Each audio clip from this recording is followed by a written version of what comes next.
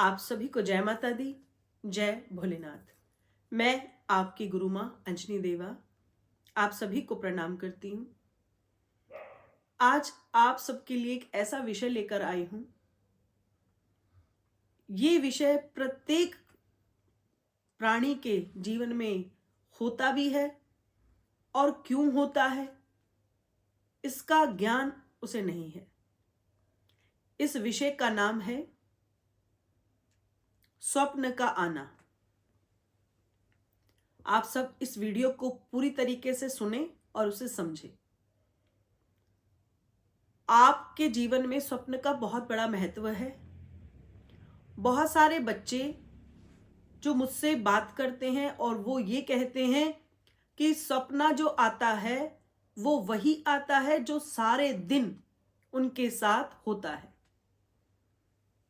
तो सबसे पहले कि सपना क्यों आता है?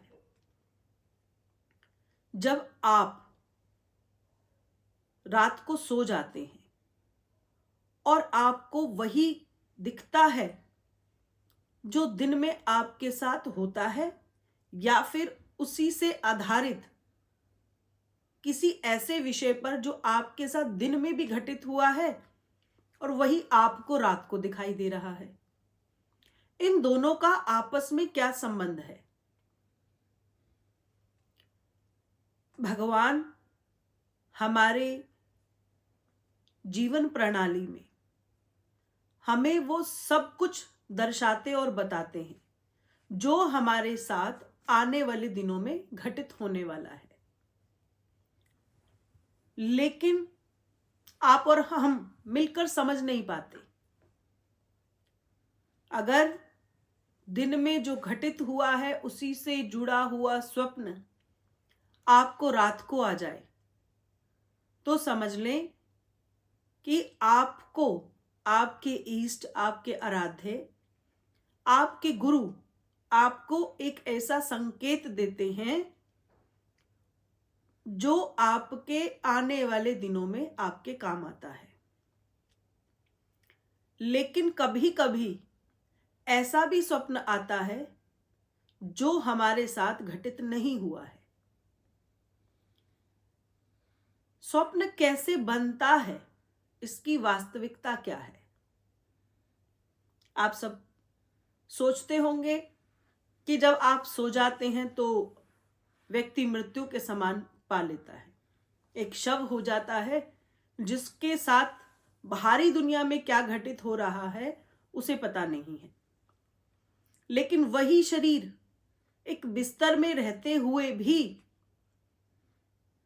नींद आ जाने के बाद ऐसे लोक में चला जाता है जो उसने कभी नहीं देखा। हमारे ही शरीर में ब्रह्मांड की प्रत्येक वस्तु, प्रत्येक ऊर्जा, पूर्ण रूप से जो भी शक्तियां ब्रह्मांड में हैं, वो सारी शक्तियां हमारे शरीर में भी वास करती हैं। हमारे शरीर में 72,000 नाड़ियां हैं। ऐसी नाड़ियां जो हमारे जीवन को चला रही हैं। हमारे प्राण सोने के बाद एक ऐसी नाड़ी में प्रवेश कर जाते हैं जिससे स्वप्न बनता है। उस नाड़ी को हम पुरीदत्त नाड़ी के नाम से जानते हैं।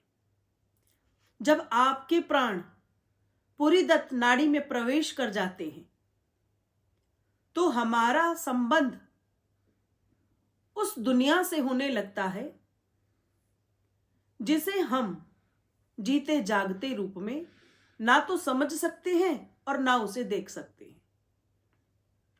यहां तक कि एहसास भी करना असंभव है।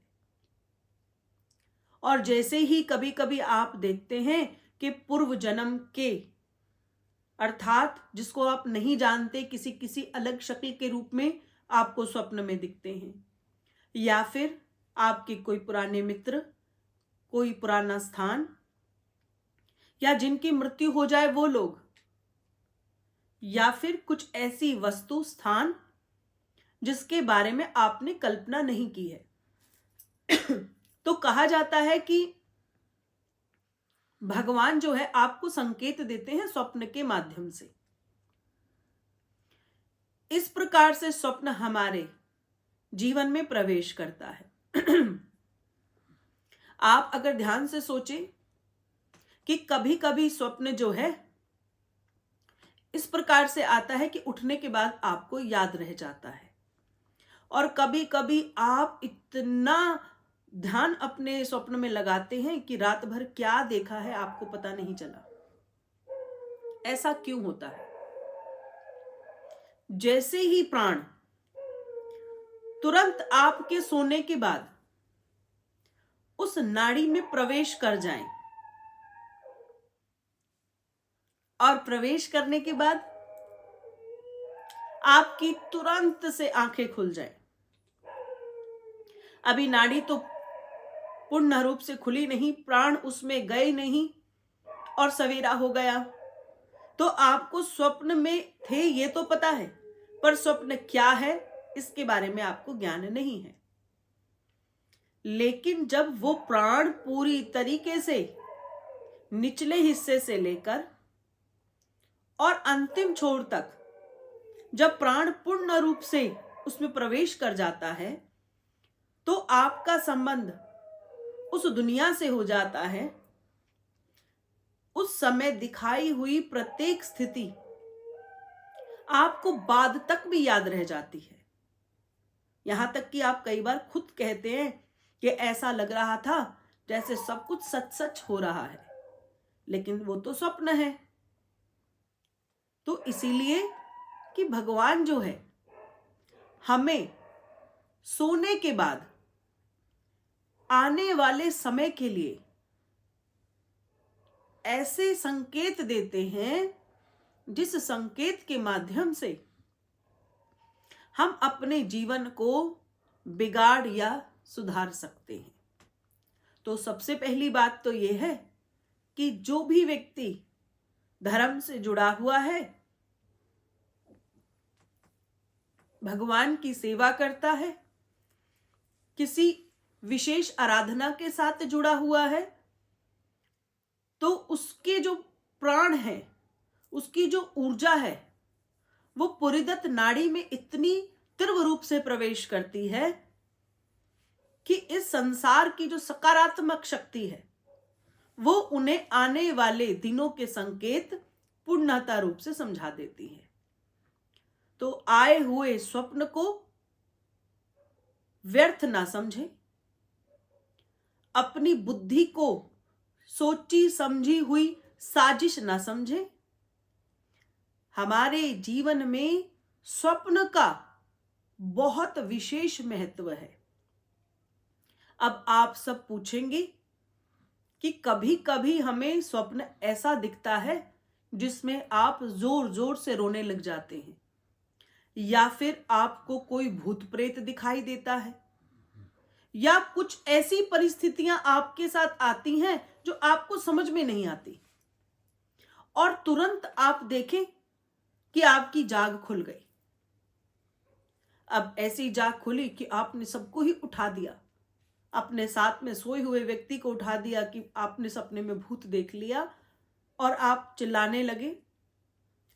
जब भी आपको ऐसा स्वप्न आए जिसमें आप रो रहे हैं, जिसमें आप बहुत भय में भयभीत हो जाते हैं, आपको ऐसा लगता है कि जैसे जो कुछ घटित हो रहा था, जो स्वप्न था, वही वास्तविक है, ऐसे में हमें क्या करना चाहिए? तुरंत अपने बिस्तर पर वापस से सो जाना चाहिए। कभी कभी लोग उठ जाते हैं, बहुत सारा पानी पीते हैं, इधर उधर घूमने लग जाते हैं, भय से डरकर इधर उधर भागने लग जाते हैं। तो कहते हैं कि ये जो स्वप्न है ये सत्य होने लग जाता है। अगर आपको बुरा सपना देखने के बाद वो आपके जीवन में घटित ना हो, आपको तुरंत सो जाना चाहिए, ज्यादा शोर नहीं मचाना चाहिए।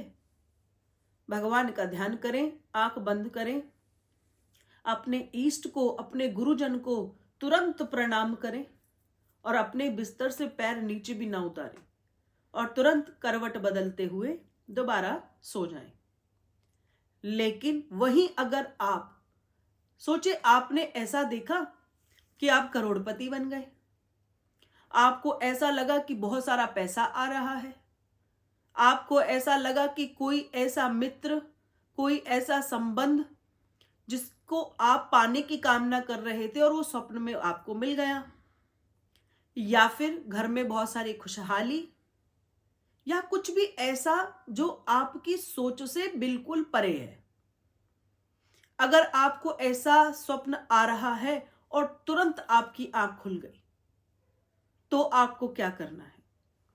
उसके बाद बिस्तर में नहीं बैठना, तुरंत खड़े हो जाएं, धरती माता को प्रणाम करें।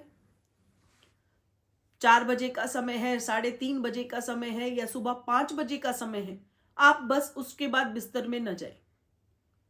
अपने मंदिर में जाकर प्रणाम करें, धरती माता को प्रणाम करें, खुले आकाश में चले जाएं, आधा पौना घंटा घूमे फिरे, फिर उसके बाद अपने आप दैनिक कार्यों में लग जाए। इससे क्या होगा? जो स्वप्न आपने सुखमय रूप से देखा है, उसे आप साकार होते हुए भी देखेंगे। अच्छे स्वप्न को देखने के बाद हमें नहीं सोना चाहिए। स्वप्न की दुनिया वास्तविक दुनिया से बहुत तेज चलती है, इसीलिए स्वप्न को अनदेखा नहीं करना चाहिए। स्वप्न में आए हुए देवी देवता, गुरुजन का स्वरूप या उनके द्वारा दिया गया आपको कोई संदेश, उसे बिल्कुल भी अनदेखा नहीं करना चाहिए, क्योंकि उससे भी देवी देवता और गुरुजन जो है आपसे नाराज हो जाते हैं। और सबसे बड़ी बात यह है कि भगवान प्रत्यक्ष तो आ नहीं सकते, अप्रत्यक्ष आपकी चेतना में प्रवेश करते हुए आपको जो ज्ञान, जो दर्शन देते हैं, उसे स्वीकार करते हुए, उसे भ्रम न समझते हुए हमें स्वप्न को स्वीकार करना चाहिए और भगवान का धन्यवाद करना चाहिए। ऐसी सुंदर सी जानकारी है, आप इसे पूर्ण रूप से देखें, उसे समझें। और अच्छी जानकारी प्राप्त होना गुरुजन की देन है। विशेष रूप से कहते हैं, जिसे स्वप्न में देवी देवता, जिसे स्वप्न में गुरुजन या अपने कोई इष्ट आराध्य के दर्शन हो जाएं, तो आने वाला समय जो है बहुत अच्छा हो जाता है। परंतु स्वप्न में क्या आदेश है, स्वप्न में क्या संदेश है, उसको समझते हुए हमें अपने जीवन की प्रणाली को आने वाले कुछ दिनों तक उसी के अनुसार ढाल देना चाहिए। मैं आपकी अपनी गुरु मां अंजनी देवा, सोनीपत हरियाणा से ऐसी सुंदर और अनसुनी वीडियो को मेरे शिव शक्ति धाम यूट्यूब चैनल पर आप सब देखते रहे। आप सभी को प्यार भरी जय माता दी, जय भोलेनाथ, ओम नमो नारायण।